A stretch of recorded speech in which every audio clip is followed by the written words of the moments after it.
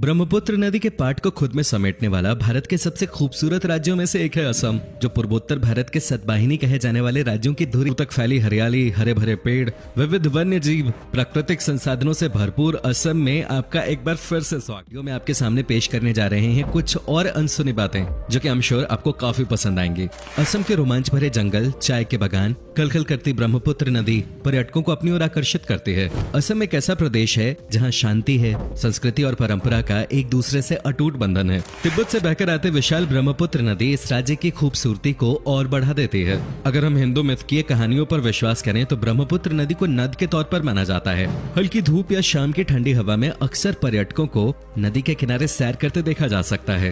ये एक ऐसा राज्य है जो हर मायने में प्रकृति के बेहद करीब है। जोशपूर्ण जीवन शैली, चेहरे पे मुस्कान लिए लोग, विभिन्न जनजातियां और संस्कृति असम के समाज की विशेषताएं हैं। राज्य में विविध समुदायों और जनजातियों के लोग रहते हैं और सब बहुत मिलनसार हैं।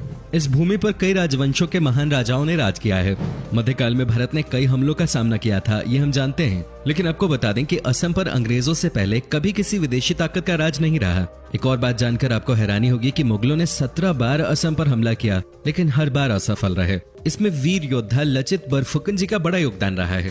दोस्तों, क्या आपने ये सुना है कि पक्षी भी आत्महत्या करते हैं? अगर नहीं तो ये जगह आपको असम में दिखाई दे जाएगी। असम के जातेंगा नामक जगह को एक रहस्यमयी जगह के तौर पर जाना जाता है, जहां हर साल सैकड़ों की संख्या में पक्षी तेज रफ्तार से आते हैं और पेड़ों, इमारतों से टकराकर खुद की जान ले लेते हैं। हैरानी की बात तो यह है कि ये गुत्थी अब तक वैज्ञानिक भी नहीं सुलझा सके हैं। क्या आपको पता है देश के दूसरे राज्यों के इतर असम राज्य का अपना अलग राज्य गान है? लक्ष्मीनाथ बेजबरुआ जी ने इस गाने की रचना की थी। देश के कई अन्य राज्यों की तरह असम में भी खेती ही लोगों का प्रमुख व्यवसाय है। आमदनी के मामले में असम में खेती का स्थान तीसरा है और राज्य के 69% लोग ये व्यवसाय करते हैं। हालांकि चाय के उत्पादन के मामले में विश्व में इसका बहुत बड़ा योगदान है। असम सिर्फ एक प्रदेश का नाम नहीं, प्राकृतिक सौंदर्य, प्रेम, विभिन्न संस्कृतियों इत्यादि की झलक का प्रतीक है। मेलों और त्योहारों का राज्य है ये। असम की ढेर सारी संस्कृतियों में से बिहू एक ऐसी परंपरा है जो यहाँ का गौरव है। असम में मनाए जाने वाले बिहू मुख्यतः 3 प्रकार के होते हैं: बैसाख बिहू, काती बिहू और भोगाली बिहू। असमिया कैलेंडर बैसाख महीने से शुरू होता है, जो अंग्रेजी माह के अप्रैल महीने के मध्य में होता है। दोस्तों, कोई भी वेशभूषा या पहनावा किसी देश या समाज की संस्कृति को प्रकाशित करने के लिए काफी होता है। असम की वेशभूषा भी इस राज्य की सभ्यता संस्कृति को दर्शाती है। आज के समय में यहाँ के युवा भी पश्चिमी सभ्यता की वेशभूषा को अपना चुके हैं, लेकिन असम की वेशभूषा को अगर आप देखना चाहते हैं तो उनके पारंपरिक त्योहारों में आज भी वही पहनावा देखा जा सकता है। महिलाओं की ड्रेस 2 भागों में विभाजित है। ऊपर का हिस्सा एक विशिष्ट प्रकार के चादर से ढका जाता है और वहीं नीचे के पहनावे को मेखला कहा जाता है। पुरुषों के पहनावे में ऊपर कुर्ता और नीचे धोती होती है। इसके साथ ही वो लोग गलोसा भेजते हैं, जो केवल एक कपड़े का टुकड़ा नहीं बल्कि असम की अनुभूति तथा जातिगत सम्मान और स्वाभिमान का हिस्सा है। असम में लुभावने नजारों के अलावा जो चीज सबसे अधिक आकर्षित करती है वो है वहाँ का खाना।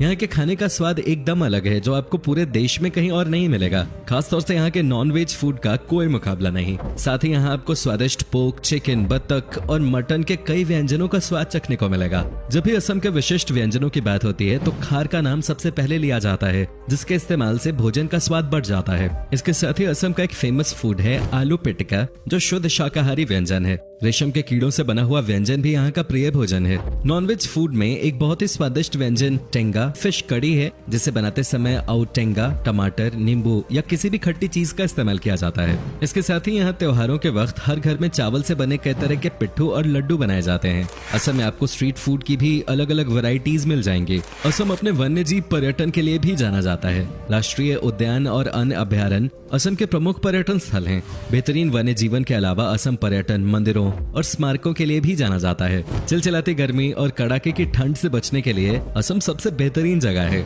आइए एक नजर डालते हैं इस राज्य की बेहतरीन जगहों पर। माजुली असम की लाइफलाइन कहलाने वाली ब्रह्मपुत्र नदी के ताजे पानी का एक प्रदूषण मुक्त द्वीप है माजुली, जो कि 352 वर्ग किलोमीटर में फैला नदी द्वारा बनाया गया दुनिया का सबसे बड़ा द्वीप है। लिहाजा इसकी इसी खासियत की वजह से ये दुनिया भर के पर्यटकों को आकर्षित करता है। इतिहास और संस्कृति को अपने दामन में समेटे हुए माजुली न सिर्फ नदी से बना विश्व का सबसे बड़ा द्वीप है, बल्कि ये असम में वैष्णव धर्म का केंद्र भी है। माजुली पर्यटन थोड़ा छोटा है, लेकिन ये बहुत जीवंत है। पर्यटक यहाँ प्राकृतिक खूबसूरती के साथ हर साल आने वाले प्रवासी पक्षियों को भी देख सकते हैं। सुबह से लेकर देर शाम तक यहाँ सैलानियों का तांता लगा रहता है।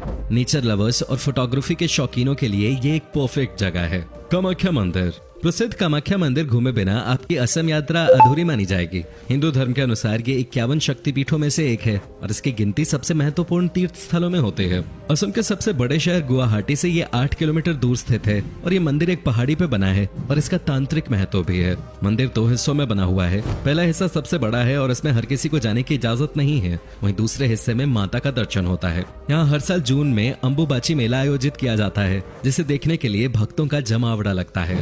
काजीरंगा नेशनल पार्क देश के 38 वर्ल्ड हेरिटेज साइट्स में शुमार काजीरंगा नेशनल पार्क दुनिया भर में एक सींग वाले गेंडे के लिए मशहूर है। असम के गोलाघाट और नागांव जिले में स्थित इस पार्क को बाघों का घर भी कहा जाता है। 430 वर्ग किलोमीटर के क्षेत्रफल में फैला हुआ ये पार्क सर्दियों में और भी ज्यादा खूबसूरत हो जाता है, क्योंकि उस समय यहाँ साइबेरिया से मेहमान पक्षी आते हैं। काजीरंगा की एक खास बात यह भी है कि यहाँ विभिन्न प्रजातियों के बाज, चीलें और तोते भी आते हैं। काजीरंगा नेशनल पार्क और इसके आसपास कई आकर्षण हैं, जहां आप 2 दिन के अंदर घूम सकते हैं। उमानंदा गुवाहाटी के दिल में बसा उमानंदा एशिया का सबसे छोटा नदी द्वीप है। यहाँ आप शिव मंदिर का दर्शन करेंगे। मंदिर तो अपने आप में खूबसूरत है ही, पर मंदिर के चारों ओर बहने वाली ब्रह्मपुत्र का नजारा मंत्रमुग्ध कर देने वाला होता है। यहाँ पर सुबह सूर्योदय का दृश्य बेहद मनोरम होता है, जो आप ताउम्र याद रखेंगे। वैसे तो इस द्वीप पर साल भर टूरिस्टों की भीड़ रहती है, मगर सावन, शिवरात्रि और नवरात्र के समय ये भीड़ दोगुनी हो जाती है।